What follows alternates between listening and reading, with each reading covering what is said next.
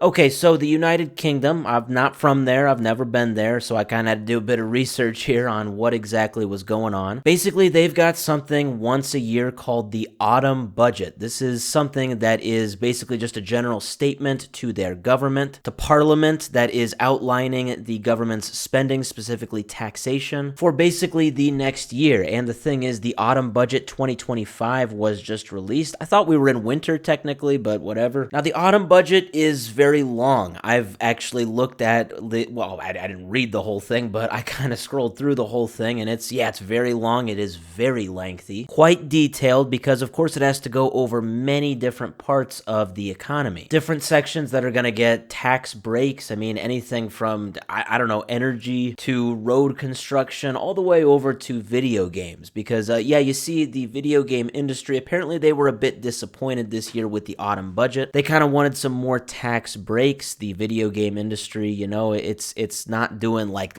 totally awesome these days in terms of the economics and the budget, that sort of thing. But apparently it was just kind of a small mention this year, and that was not really to the liking of the UK video game industry. There is a small section, so right here, for example, where it very briefly mentions the video game expenditure credit and different related legislation that's going to go in effect, 3 days ago on November 26th. And kind of looking into it a little bit more, they talk about like different technical amendments for video games. This is an amendment to the video games expenditure credit. It's very wordy. It doesn't really sound like much also. And apparently the video games industry has agreed. Now, I got this from gamesindustry.biz. I've got it in the description. So it says United Kingdom trade bodies UKI or Yuki, I don't know how to say it, and Taiga. I've mentioned them before. I always love saying their name. So these are trade bodies. They're not the government, but they basically represent like a part of the industry. So they've both called on the government to improve the tax relief available to the games industry after the measure went unaddressed in this week's autumn budget. So it says the video games industry received only a brief mention in Wednesday's announcement. So then the article actually interviewed a person by the name of Chris Buckton. He is a tax advisor for media and a creative sector at Moore Kingston Smith. So he says these are just all minor changes. They don't matter that much. So he says video games tax relief specific changes are limited to administrative changes regarding companies transitioning from video games tax relief, which is the old regime, to the video games expenditure credits, potentially applying where there is significant non-UK expenditure, and a clarification regarding payments for the transfer of relief between group companies. Basically, there is an old system, the video games tax relief, and some companies need to move to the new one. Basically, this new system, it's just like another way of having some sort of tax relief if you're in the video game industry, but that's just kind of it. That's really all that this whole autumn budget mentioned for the video games industry. The amendments were just kind of like how they can make this change from the old one to the new one, but yeah, again, that's just kind of it. Of course, I'm sure the video game industry would love tax relief. That would be great for the video game industry, but it looks like not going to happen for at least the next year. And that is all according to the autumn budget. Maybe things will change, but I probably wouldn't think so in the next year.